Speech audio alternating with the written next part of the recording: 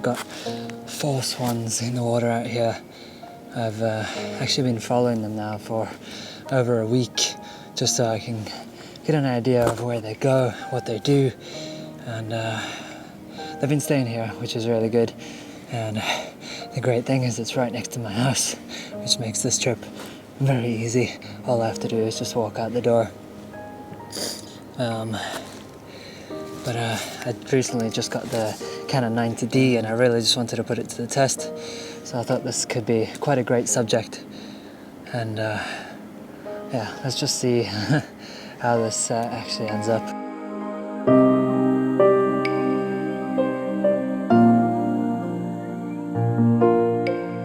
They've come so close that having a 500mm on is actually a little too close,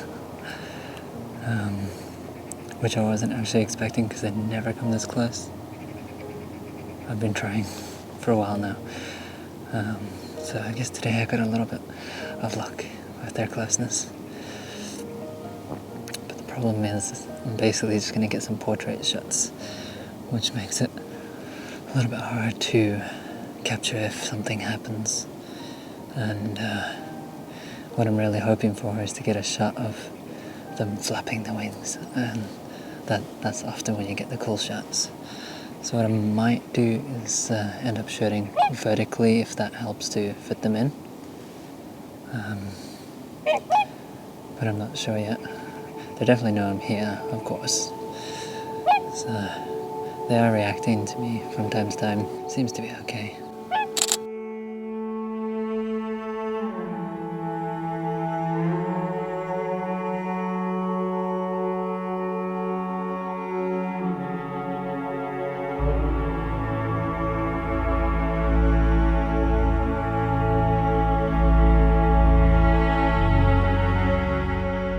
Just let you know what my settings are at the moment. I've got it on my standard profile, but I have adjusted a little bit. But that's mainly if I end up using the JPEGs. I generally only use the raw files anyway, and I have it on single point focus AI server on the high shutter count, so it'll take 10 photos a second. I have it in auto white balance. Seems to be quite a good camera. It's focusing fast enough. I'm also shooting at f4 and 1/1250th of a second, and I have ISO at 640. I can probably go down actually, seeing as that they're close, but if something happens, having that shutter speed will definitely help for capturing any action, and that's something you need to kind of remember. Having shutter speed over 1000 will stop that action from happening, and you should be able to get a sharp shot when something's happening.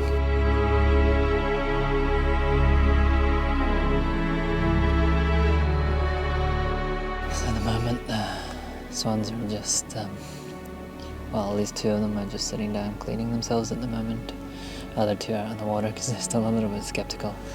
They're not really coming that close. But yeah, that's fine. Oh, one of them is actually coming closer.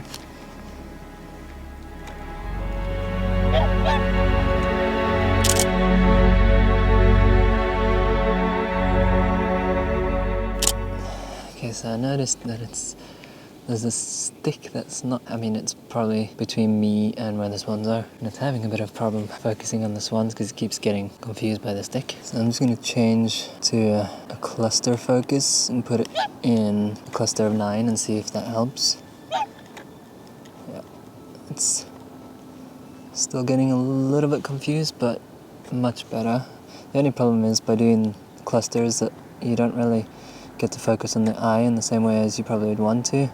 But I mean, if there's nothing in the way, you're not really going to have a problem anyway. There's also some ducks in the background. But they're a bit far away anyway. I'm way too close.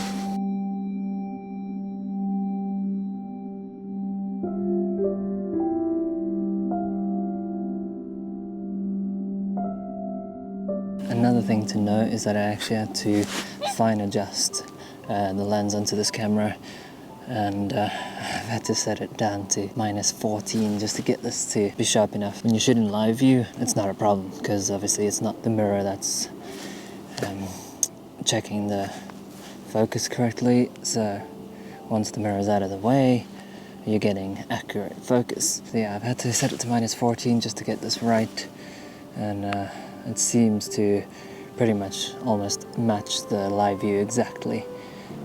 I mean, I could shoot in live view right now, that's not exactly a problem, but I often do prefer to shoot through the optical viewfinder. Otherwise, I mean, this camera's pretty good. I was using the Canon 90D Mark II before, and that was really great, and this really matches up to that, but actually much better. The quality of the images, obviously you got 30 megapixels now, which is really good, and it's just a little bit more responsive than that camera was. Obviously I think the 90D Mark II was a bit more aimed at professionals, whereas the Canon, the 90D, it's a bit of an all-around camera. It does a lot of things. You can vlog with it as well, which I think a lot of people will be doing, and but it's actually, it does really good for wildlife too. I still want to do more tests on it, but I mean, with what I got right now is pretty good. Oh, looks like those ducks in the background are actually coming closer. That means I can get a couple of shots of the ducks as well, just to have something else to take photos of too, not just the swans, because the swans are a little bit close, and with the ducks being smaller, I'll actually fit them in the frame, which is very helpful.